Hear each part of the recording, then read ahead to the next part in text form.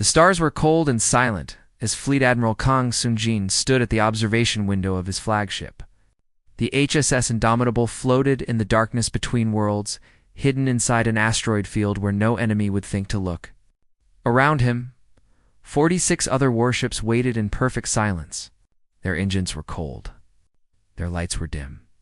They were ghosts waiting to wake. 3 years. That was how long the Valoran Empire had choked humanity's outer colonies. 3 years of blockades, of starvation, of desperate messages from dying worlds. The aliens had given humanity a simple choice: surrender everything or watch your people starve. Earth's politicians had begged for peace. Earth's diplomats had offered everything they had. But the Valorans wanted more than peace. They wanted slaves. Admiral Kang remembered the day he received the transmission from New Busan Colony. A young girl, no older than 8, had looked into the camera with hollow eyes. She asked why no one was coming to help. She asked if Earth had forgotten them. That transmission had played on every screen across human space. And something inside humanity had changed that day. They stopped begging. They started building. The door behind Kang slid open with a soft hiss. Lieutenant Commander Parkana walked in, her boots making no sound on the metal floor. She was young for her rank, only 32 years old, but her eyes carried the weight of someone who had seen too much war. She held a data tablet in her hands, and her face was calm like a frozen lake. "Admiral," she said, "all ships report ready. Quantum drives are charged. Crews are at battle stations." Kang nodded slowly. He did not turn from the window. "How many ships do they have at New Busan?" 2,347, sir. Battleships, carriers, destroyers. They brought their entire third armada. They still think we have nothing. Hannah allowed herself a small smile. They think we are hiding because we are afraid. They do not know about the shipyards. They do not know about the quantum drives. They have no idea what is coming. For 10 years, humanity had worked in secret. Deep inside asteroid fields, far from alien eyes, they had built a new kind of warship. Ships that could fold space itself, appearing anywhere in an instant. Ships wrapped in materials that bent light and absorbed sensor waves. Ships that were invisible until they wanted to be seen.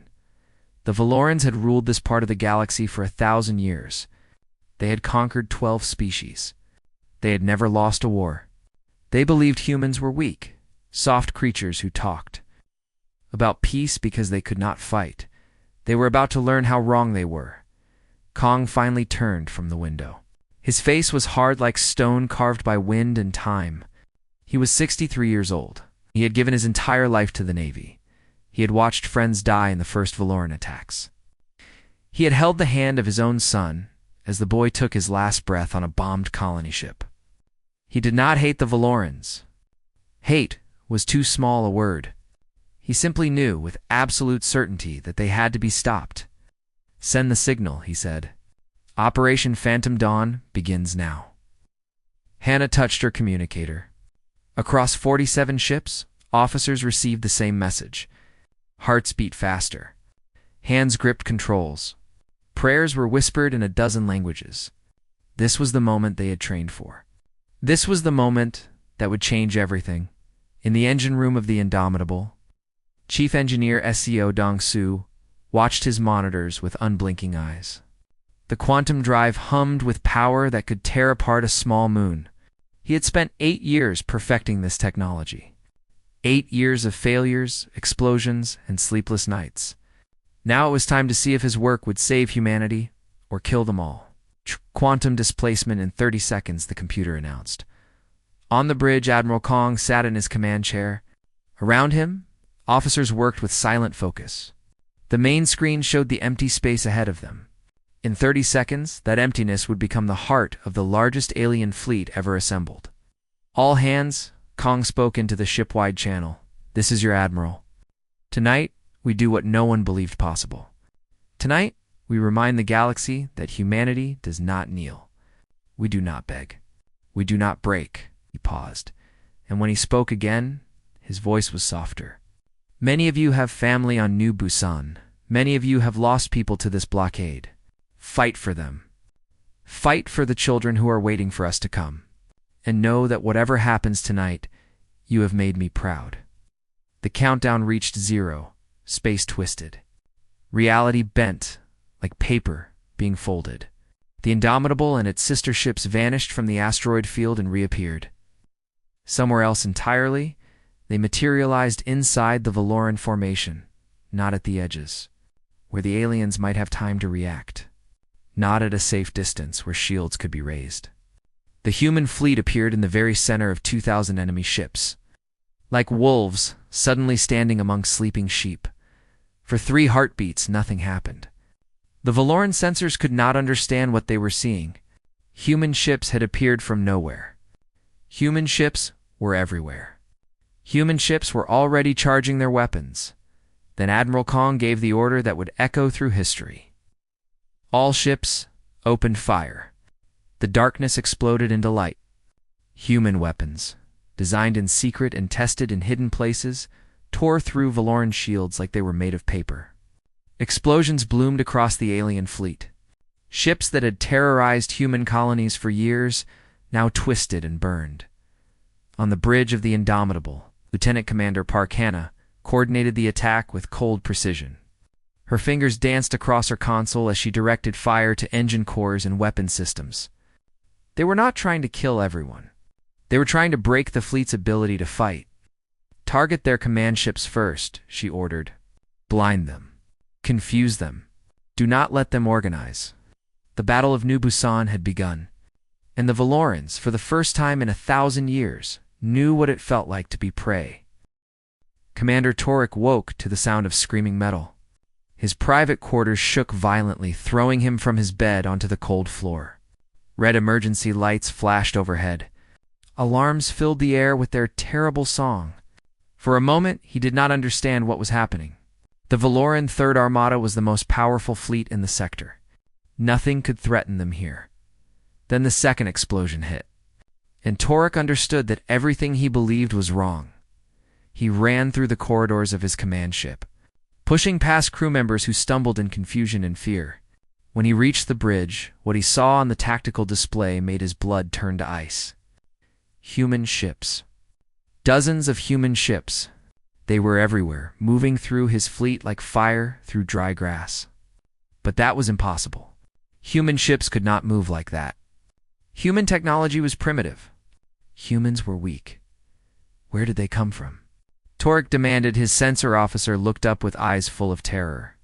"They appeared inside our formation, Commander. No jump signatures. No warning. They were simply not there, and then they were."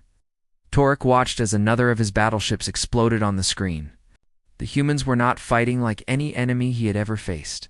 They would appear, fire a devastating volley, and then vanish before his gunners could aim. They struck at engines, shields, and communication arrays with surgical precision. They knew exactly where to hit to cause maximum damage with minimum effort. "Return fire," Torek shouted. All ships return fire. But his orders went nowhere. The humans had destroyed his communication relays in the first 60 seconds of battle.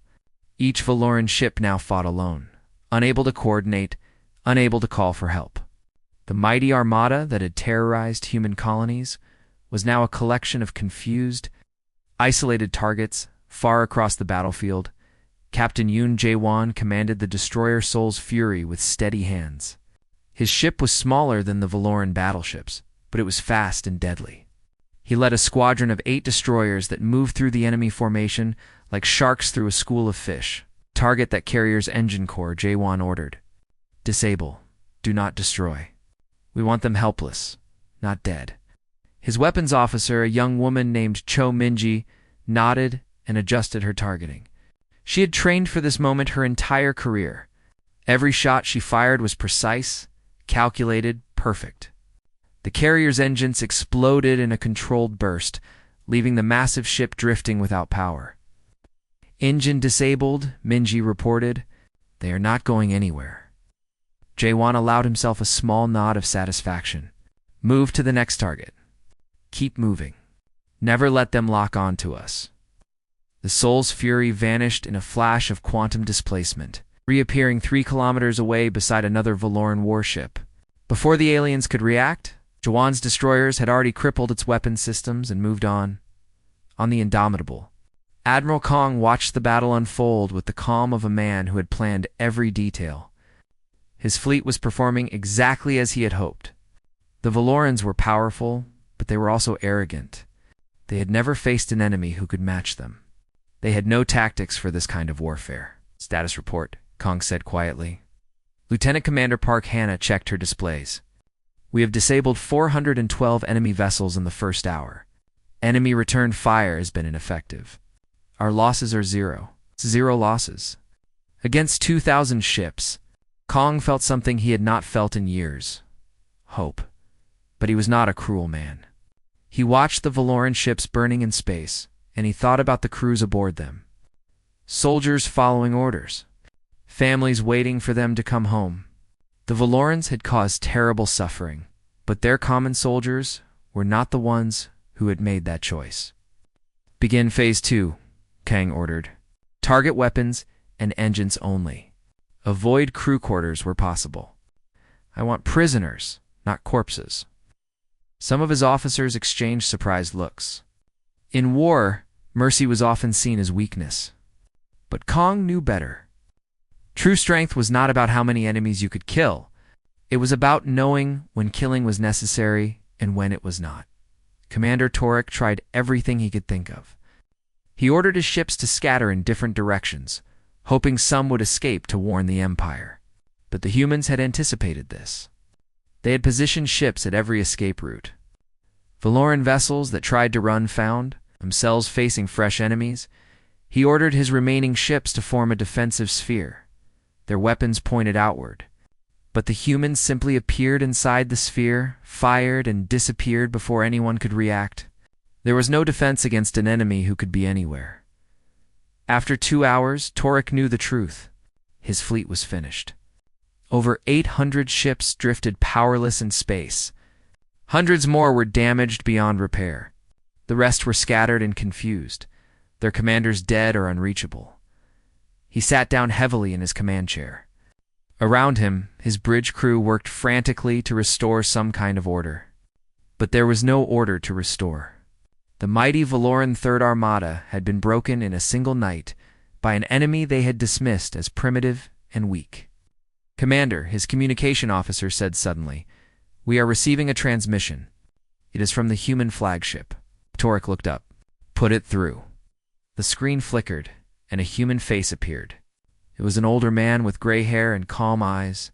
He wore the uniform of a fleet admiral, and he spoke with the quiet confidence of someone who held all the power. "This is Admiral Kong Sung-jin of the United Earth Navy," the human said. "Your fleet is defeated. Your weapons are destroyed. Your engines are dead. You have 2 choices: surrender and live. Fight and die. I will give you 10 minutes to decide." The transmission ended. Torek stared at the empty screen for a long moment. His hands were shaking. His proud fleet, the terror of a dozen worlds, had been humbled in hours by creatures his empire had dismissed as insects. He had never felt so small in his entire life. Commander Torek expected death.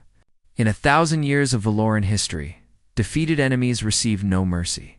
They were enslaved, executed, or simply left to die in the cold void of space. This was the way of the strong. This was the natural order of the galaxy. So when the human transmission came, Torek prepared himself for the end. But what happened next broke everything he understood. It's about war. The human ships did not fire again. Instead, they began broadcasting on all frequencies in every language known to the galaxy. The message was simple, and it was impossible.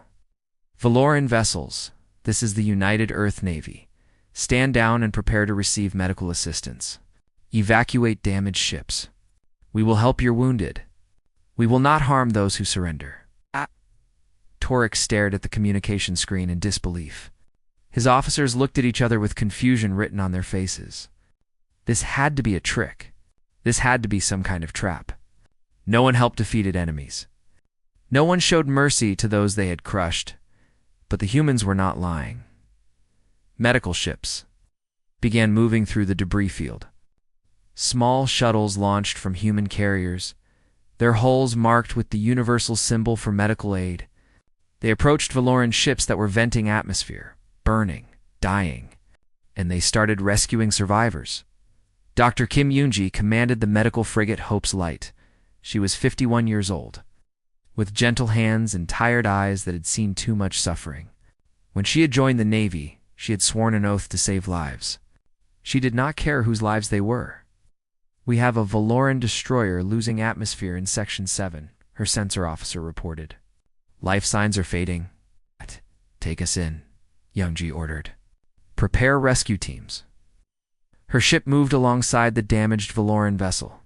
Airlocks connected. Human medics in protective suits entered the alien ship, carrying supplies and equipment. They found Valoran soldiers huddled in darkness, wounded and afraid. Some raised weapons, expecting to be executed. "Put those down," Youngji said calmly through her translator. "We are here to help you." That is all. The Valorans did not understand. Some of them wept. They had been taught their entire lives that humans were inferior creatures, fit only to serve as slaves. Now these same humans were bandaging their wounds and carrying them to safety. Across the battlefield, the same scene repeated itself hundreds of times. Human crews worked through the night, pulling survivors from wrecked ships and treating injuries. They gave water to the thirsty and food to the hungry. They treated Valoran prisoners with dignity and respect. Lieutenant Beek Naong was a young intelligence officer aboard the Indomitable. Her job was to monitor enemy communications and analyze their responses. What she heard that night would stay with her forever. Valoran commanders were sending frantic messages to each other, trying to understand what was happening. Their words were filled with confusion and fear, but not the kind of fear Naong expected. They were not afraid of being killed. They were afraid because the humans were being kind. "They are healing our wounded," one Valoran captain said in a recorded message. "They are giving food to our soldiers. I do not understand. Why would they do this? What do they want from us?" Another commander responded with a voice heavy with shame. "Perhaps they want us to see what we could never be. Perhaps they want us to know that there is another way." Naong brought these recordings to Admiral Kung. He listened in silence, his face showing nothing. When the recordings ended, he simply nodded. "Good," he said quietly. "Let them remember this. Let them tell their families and their leaders what happened here. Fear fades with time, but this kind of memory lasts forever." On the surface of New Busan, the colonists watched the lights in the sky. They had lived under the shadow of those Valoran ships for 3 years. They had watched their children grow thin from hunger. They had buried friends who died from lack of medicine. Now those terrible ships were burning. Human vessels moved among them like angels of mercy. An old woman named Grandmother Song stood outside her shelter, looking up at the stars with tears running down her face. She had lost her husband to the blockade. She had lost 2 grandchildren. She had every reason to want the Valorans to suffer. But when she saw the human ships rescuing enemy survivors, she felt proud. Proud that her people could be strong without being cruel. Proud that humanity had found a way to win without becoming the monsters they fought.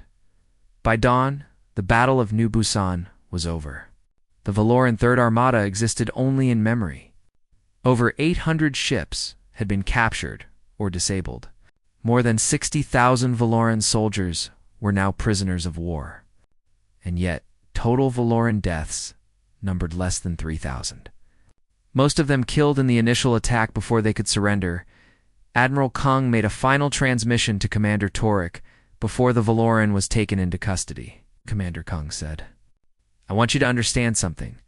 We could have killed every one of your soldiers tonight. We had the power. We had the right after what your empire did to our people. But we chose not to." Torek looked at the human admiral through the screen. His voice was hoarse when he spoke. "Why? I do not understand why." Kang was silent for a moment. When he answered, his voice carried the weight of a man who had thought deeply about these questions.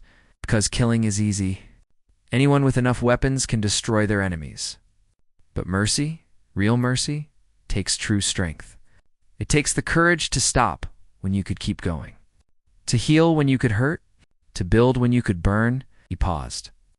I hope your leaders are wise enough to understand what happened here. We do not want to fight anymore. But if we must fight, we will win. And then we will show mercy again.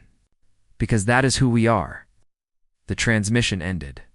Torek sat alone in the darkness of his ruined bridge, thinking about everything he had believed and everything he had just witnessed. The humans had defeated him completely. And then they had shown him something he never knew existed, a different way to be strong. News traveled fast through the galaxy. Within days, every species that could receive transmissions knew what had happened at New Busan. The story spread like fire through dry forest, and it changed everything. The Valoran Empire had ruled this region of space for 1,000 years. They had conquered 12 species. They had never lost a major battle. Their fleets were feared across 100 star systems.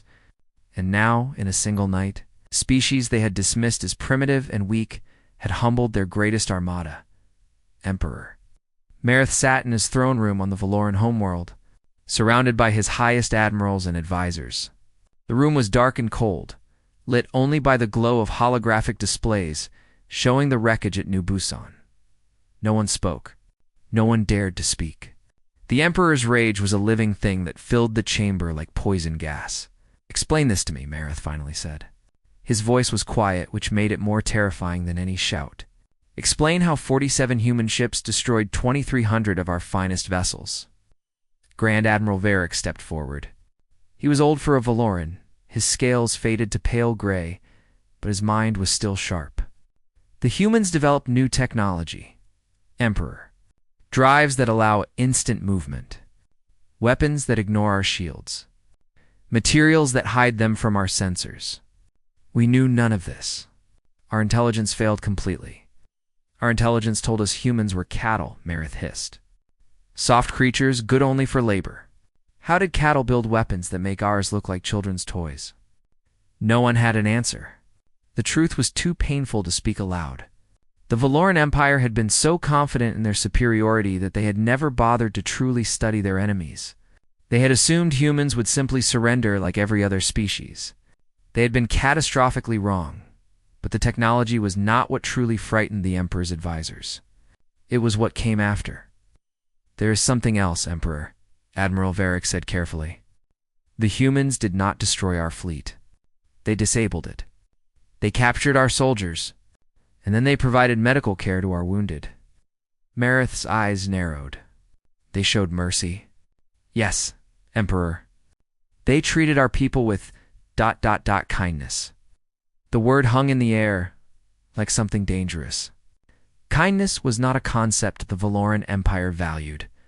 In their culture, mercy was weakness.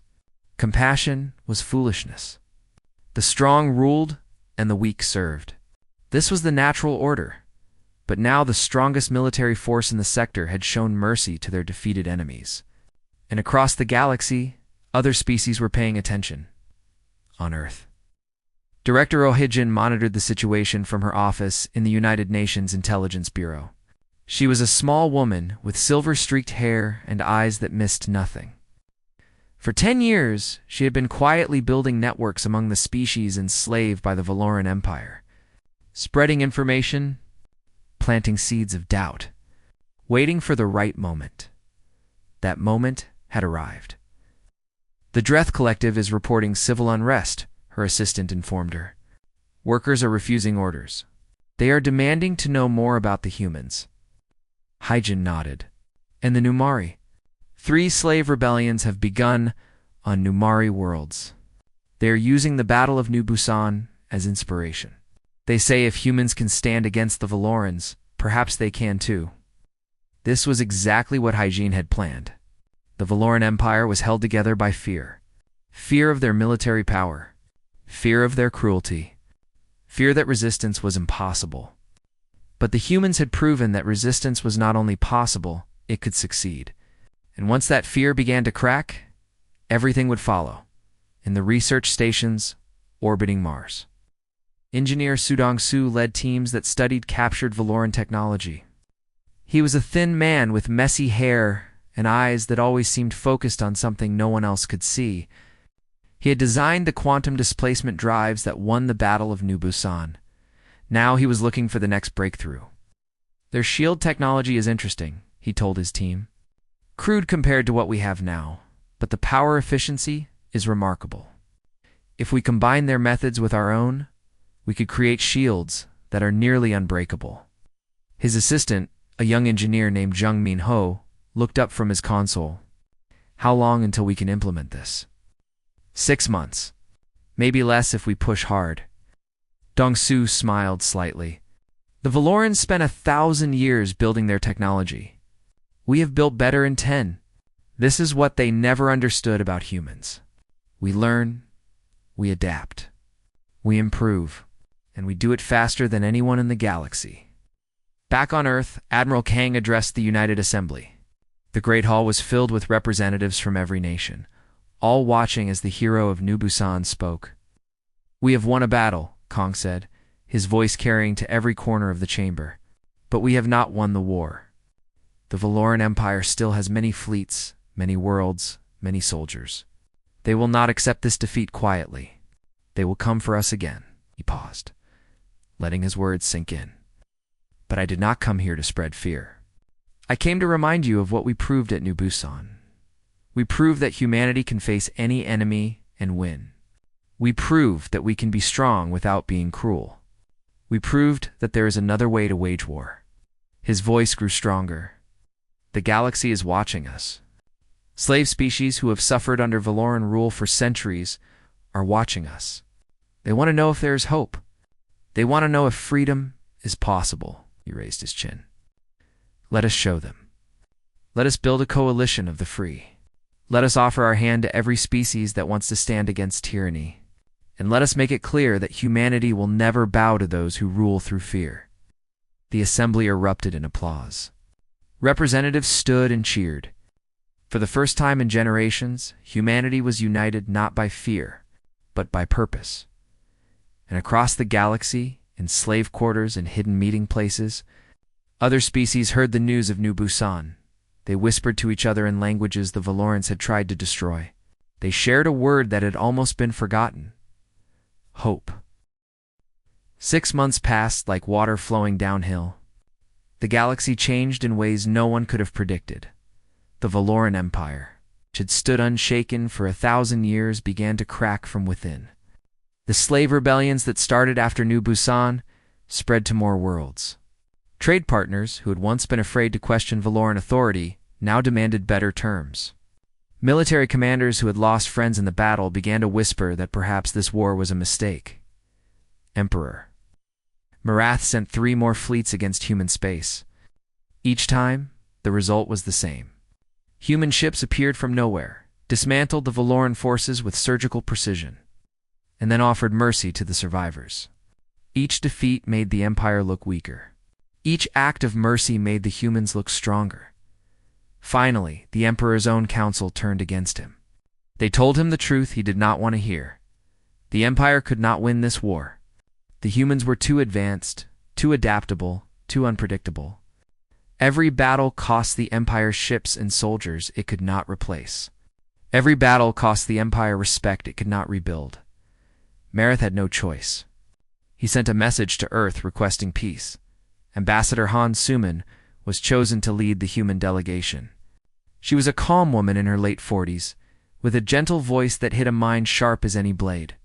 She had spent her career studying alien cultures and finding common ground between species that seemed to have nothing in common. This was the challenge she had been born for. The negotiations took place on Centauri Prime, a neutral world that belonged to no empire.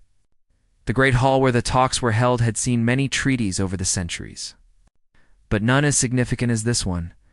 Suman sat across from the Valoran delegation, her face showing nothing but patient professionalism. The Valorans expected her to demand tribute. They expected her to humiliate them. They expected the kind of terms they themselves would have demanded from a defeated enemy. Instead, she surprised them. "We do not want your empire," Suman said. "We do not want your worlds or your wealth. We want 3 things. First, complete withdrawal from all human space, including the colonies you have blockaded. Second, fair payment for the damage you caused to our people during the blockade. Third, the liberation of the Dreth, Numari, and Kesseth species, who have suffered under your rule long enough. The Valeroon ambassador stared at her. That is all? You do not want territory? You do not want revenge? Suman shook her head slowly. We want peace. Real peace. Not the kind that comes from one side crushing another. We want a galaxy where species can trade and grow and learn from each other without fear. She leaned forward slightly. We are offering you something your empire has never considered. Partnership instead of domination. Cooperation instead of conquest. It is a harder path, but it leads somewhere better. The Treaty of Centauri Prime was signed 3 weeks later. The terms were exactly as Suman had outlined. Valoran forces withdrew from human space. Payments began flowing to rebuild the damaged colonies, and for the first time in 500 years, the Dreth, Numari, Kesseth peoples were free. Admiral Kang Soon-jin did not attend the treaty signing. He had already announced his retirement. After 40 years of service, he wanted nothing more than a quiet life. He chose to settle on New Busan, the world he had saved. The colonists there treated him like a living legend, but he preferred to be treated like a neighbor. He bought a small house on a hill overlooking the ocean. He planted a garden. He watched the sunset every evening and thought about everyone he had lost and everyone he had saved.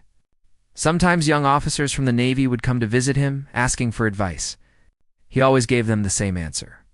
Power is easy to gain and easier to misuse. Wisdom is knowing when not to use the power you have.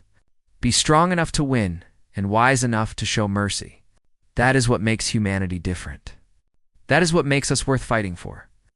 Captain Park Hannah, who had been promoted after New Busan, took command of a new ship, the HSS New Dawn. It was the first of a new class of vessels designed not just for war, but for exploration and diplomacy. The United Earth Navy was expanding, but its mission had changed. They were no longer just defenders. They were ambassadors. Hannah stood on the bridge of the New Dawn as it prepared for its first mission, diplomatic voyage to the newly liberated Dreth Collective. She thought about everything that had led to this moment. The years of fear under the Valoran blockade, the secret shipyards where hope was built from steel and fire. The night when everything changed, her communications officer reported that a message was coming through from New Busan. It was Admiral Kong. Using a personal channel, Captain Park, his voice said through the speaker, I wanted to wish you luck on your voyage. The Dreth have suffered greatly. They will need patient friends, not new masters. I know you understand that. Thank you, Admiral, Hannah replied. I will not forget what you taught us. I taught you how to fight. You taught yourselves how to be worthy of victory. That is the difference. There was warmth in his voice. Good luck, Captain. Make humanity proud. Transmission ended. Hannah looked out at the stars stretching before her, endless and full of possibility. Somewhere out there, former slaves were taking their first breaths as free beings. Somewhere out there, species that had never heard of Earth were beginning to whisper about the humans who defeated an empire and then offered mercy. She thought about the young girl from the transmission years ago, the one who asked if Earth had forgotten them. That girl was a teenager now, growing up on a world that was no longer afraid. Growing up in a galaxy that was slowly learning a new way to exist.